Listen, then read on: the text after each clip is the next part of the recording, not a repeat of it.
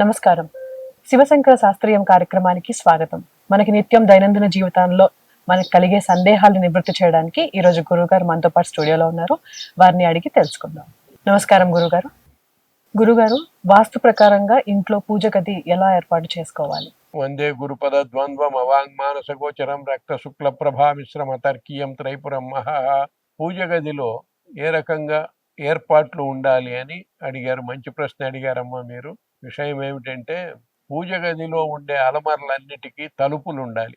తలుపులు తెరిచిపెట్టి ఏది ఉండకూడదు. తలుపులు వేసుకోవాలి, అవసరమైనప్పుడు తీయాలి, వస్తువులు తీసుకొని మళ్ళా తలుపులు పెట్టాలి. అంతేగాని తలుపులు లేకుండా పూజ గదిలో అలమరలు ఉండకూడదు. అట్లా ఉండవలసిన వీలు వచ్చినప్పుడు, అవసరం వచ్చినప్పుడు వాటికి కర్టన్లు వేసుకోవాలి అలమరలకు ముఖ్యంగా. ఇంకొకటి ఏంటంటే, పూజ గది వాకిటికి ఎదురుగా బాత్రూమ్ కానీ, పడక గది కానీ, టాయిలెట్లు కానీ ఉండకూడదు. లెట్రిన్స్ అట్లాంటివి ఉండకూడదు. అట్లాంటివి ఉన్నప్పుడు వాటికి కర్టన్లు వేసుకోవాలి. పూజ గదికి వేస్తే సరిపోదు, వాటికి వేయాలి కర్టన్. పూజ గదికి కూడా ఎప్పుడు డోర్ ఉండాలి, తలుపు ఉండాలి పూజ గదికి. ఎందుకంటే మనం దేవాలయాలలో ఒక టయానికి తలుపు తెరుస్తారు, పూజలు ఇవంతా అయిపోయిన తర్వాత మూసేస్తారు. అదే రకంగా ఇంట్లో కూడా మనము పూజ చేసుకునే సమయానికి తలుపు తెరుచుకొని మన రూమ్లోకి పోవటం, పూజ గదిలోకి, అక్కడ పూజాది కార్యక్రమాలంతా అయిపోయిన తర్వాత మళ్ళీ తలుపు వేసుకొని రావటం, అది పద్ధతి. అట్లా తలుపు వేయకపోతే మనం ఇంట్లో తిరిగేవి ఈ పనులు ఆ పనులు, ఈ మాటలు ఆ మాటలు, అంత భగవంతుణ్ణి అలక్ష్యం చేసినట్లయితుంది. అందువల్ల పూజ గదికి ఖచ్చితంగా తలుపులు ఉండాలి. పూజ గది ఎప్పుడూ కూడా మెట్ల కింద కానీ, తరువాత లెట్రిన్ పక్కన కానీ నిర్మించుకోకూడదు. అంటే పూజ గదికి ఈ వైపు ఆ వైపు లెట్రిన్లు ఉండకూడదు. వెనక ఉన్నా పర్వాలేదు, కానీ ఆ పక్క కానీ ఈ పక్క కానీ లెట్రిన్లు అట్లాంటివి బాత్రూములు లేకుండా ఉంటే బాగుంటుంది. వెనక వైపు పర్వాలేదు, ఉండవచ్చు. కానీ పూజ గది విషయం వచ్చేటప్పటికి దేవుడిని పెట్టే అరుగు ఉంటుంది కదా, అరుగు కట్టుకోవటం మంచిది. ఆ అరుగు కూడా తూర్పు వైపు ఉత్తరపు వైపు అరుగులు, ముఖ్యంగా తూర్పు వైపున ఎత్తుగా టేబుల్ మాదిరిగా ఇంత ఎత్తున అరుగు కట్టకూడదు. తూర్పు వైపు డౌన్గానే ఉండాలి. కాబట్టి ఏదో నామకే వాస్తే కొద్దిగా ఒక అడుగు ఎత్తు లోపలగా అరుగు కట్టుకోవచ్చు. కట్టుకొని ఆ అరుగు మీద విగ్రహాలు పెట్టుకోవచ్చు. అయితే మండపాలలో విగ్రహాలను పెట్టుకునే వాళ్ళు ఉంటారు. ఆ మండపం పెట్టుకోవచ్చు, కానీ దానికి భూస్పర్శ ఉండాలి. అంటే మండపము దేవుణ్ణి పెట్టిన పీఠము కింద సొరుగులు ఉండకూడదు. అలమరలు సొరుగులు ఉంటాయి కింద మండపానికి, ఆ సొరుగులు ఉండకూడదు. పెట్టి దాంట్లో పుస్తకాలు ఇతర వస్తువులు పెడుతుంటారు, అది కూడా పనికిరాదు. సొరుగులు లేకుండా ఒక పీట వేసి పీట మీద పెట్టుకోవచ్చు, మండపంలో పెట్టుకోవచ్చు, కానీ మండపానికి సొరుగులు ఉండకూడదు. అంటే డ్రాయర్స్ ఉండకూడదు. ఇంకొకటి, కొంతమంది తక్కువ ఎత్తులో దేవుడి విగ్రహాలు ఉండే చోటు దాని మీద స్లాబ్ వేసి పైన సామాన్లు పెట్టుకుంటుంటారు, అది కూడా పనికిరాదు. అట్లా సామాన్లు పెట్టకూడదు ఎప్పుడు కూడా.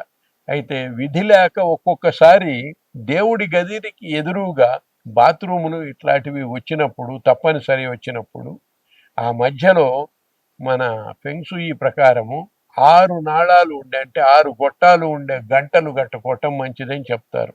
అది వాళ్ళది, అయినా కూడా మంచిదే అది. ఎందుకంటే గంటల యొక్క శబ్దం వల్ల ఆగమార్థంతు దేవానాం గమనార్థంతు రాక్షసాం అని నెగటివ్ శక్తులు వెళ్ళిపోతాయన్నమాట ఘంటానాదం వల్ల. అందువల్లనే దేవుడి గదిలో అవసరం ఉన్నప్పుడల్లా గంట కొట్టడం మంచిది. మనం ఆ గంట కొట్టడం వల్ల ఏంటంటే ఇంట్లో ఉండే శక్తులు కూడా వెళ్ళిపోతాయి, దేవతలను ఆహ్వానమైనట్లు అవుతుంది. అదే పూజలో కూడా అనేక సందర్భాలలో ఘంటానాదం చేయవలసి ఉంటుంది. దీపమప్పుడు, ధూపమప్పుడు, నైవేద్యమప్పుడు, ఇటువంటిప్పుడు ఘంటానాదం చెయ్యాలి. అప్పుడు గంట కొట్టాలి. ఆ గంట కొట్టడం వల్ల మంచిది. ఇంకా పెద్దలు ఏం చెప్తారంటే, ఒక్క దేవుడి గదిలో కొట్టే గంట ఇల్లంతా వినపడేట్టుగా ఉండాలి. ఏదో చిన్న గంట అట పెట్టుకొని అట్లా అంటుంటారు, అది కాదు. ఆ ఘంటానాదం ఇల్లంతా వినపడాలి. దానివల్ల ఏంటంటే ఇంట్లో ఎక్కడ కూడా, ముఖ్యంగా మూలలలో ఇటువంటివి విపరీతమైన శక్తులు మూలలలో ఉంటాయని, అందువల్ల ఆ శక్తులు వెళ్ళిపోయేదానికోసం ఘంటానాదం తప్పనిసరిగా చేయాలని చెప్తారు. ఆ దేవుడి గదిలో సాంబ్రాణి ధూపం వేయటం కానీ, అగరబత్తీలు వెలిగించటం కానీ తప్పక చేయాలి. అగరబత్తీలు వెలిగించటం వల్ల ఏమవుతుందంటే ఆ పొగకు కొన్ని శక్తులు పారిపోతాయి అన్నమాట. అందువల్ల ఆ పొగ మంచిది, ధూపం వేయటం మంచిది. ధూపం వల్ల కూడా దుష్టగ్రహాలు ఇటువంటివి వెళ్ళిపోతాయి. మనకు భూత వైద్య తంత్రాలలో కూడా తాంత్రిక గ్రంథాలలో అనేక ప్రకారాలైన ధూపాలు చెప్పారు. ఎందుకంటే భూత ప్రేతాదులను వెళ్ళగొట్టేదానికి ఈ భూతాలకు ఇది పనిచేస్తుంది అన్నమాట, పొగలు. అందువల్ల సాంబ్రాణి పొగ వేయటము, అగరబత్తులు వెలిగించటము మంచిది. అదొకటి. మనస్సుకు ఆహ్లాదం కలిగించటం. దేవుడి దగ్గర రంగురంగుల పూలను వాడటం మంచిది. ఎందుకంటే ఆ రంగులన్నీ, రంగురంగుల పూలను చూడటం వల్ల మనస్సుకు ఆహ్లాదం కలుగుతుంది, ప్రసన్నత కలుగుతుంది. అందువల్ల రకరకాల రంగుల పూలను దేవుడి దగ్గర వాడటం కూడా ఉత్తమమైన పద్ధతి. ఇంటి నిండా దేవుడి ఫోటోలు పెట్టుకోకూడదు. పూజా గదిలో మాత్రమే దేవుడి ఫోటోలు పెట్టుకోవాలి. అంతేగాని బెడ్రూములో, హాల్లో, ఇంకో చోట ఎక్కడ పడితే అక్కడ గోడలకన్నిటి నిండా దేవుడి ఫోటోలు పెట్టుకోకూడదు. దేవుడి గదిలోనే దేవుడి ఫోటోలు పెట్టుకోవాలి. ఇంకొకటి, చనిపోయిన వాళ్ళ ఫోటోలు దేవుడి గదిలో పెట్టకూడదు. గురువుల ఫోటోలు కూడా దేవుడి గదిలో పెట్టేదానికి అనుమతి లేదు. అయితే మనం ఆదిశంకరాచార్యుల వారి ఫోటోను మాత్రము పెట్టుకోవటం పూర్వాన్నించి మనకు వస్తున్నది.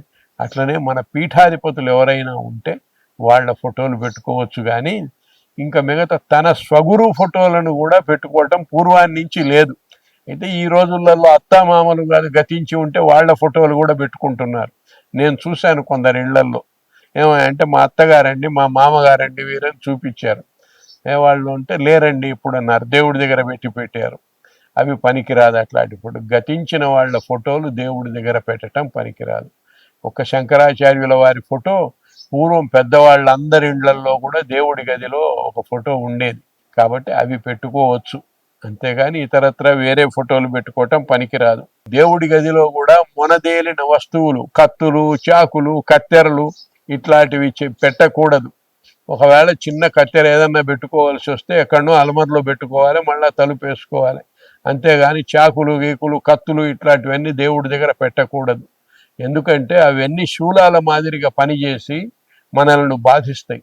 వాస్తు ప్రకారం అట్లాంటివి దేవుడి గదిలో పెట్టనే కూడదు. అలాగే చాలా మంది వంటింట్లో ఒక గూట్లో పెడతారు, అది ఎలా పెట్టుకోవాలి ఆ పూజ గదిని, అది కొంచెం వివరిస్తారా? వంట ఇంట్లో పెట్టుకోవచ్చు, కానీ ప్రత్యేకంగా ఉండాలి. దానికి ఒక అరుగు కట్టుకోనో లేక అలమరనో ప్రత్యేకంగా పెట్టుకోవచ్చు. వంట ఇంట్లో కూడా ఈ పక్క వంట జరుగుతుంటుంది, ఆ పక్క పెట్టుకోవచ్చు దేవుణ్ణి.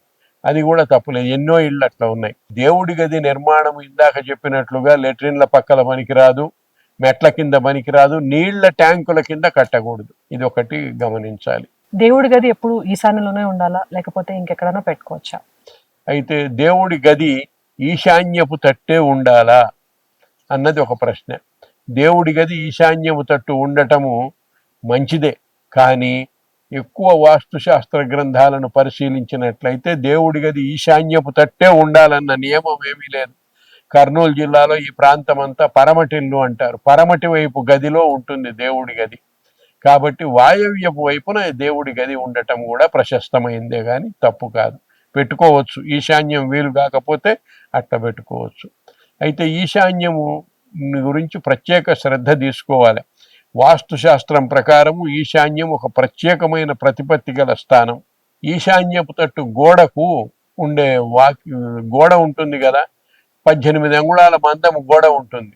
ఆ గోడ లోపలనే తొలిచి, అంటే గూడు ఏర్పాటు చేసుకొని ఆ గూట్లో దేవుణ్ణి పెట్టుకునేవాళ్ళు.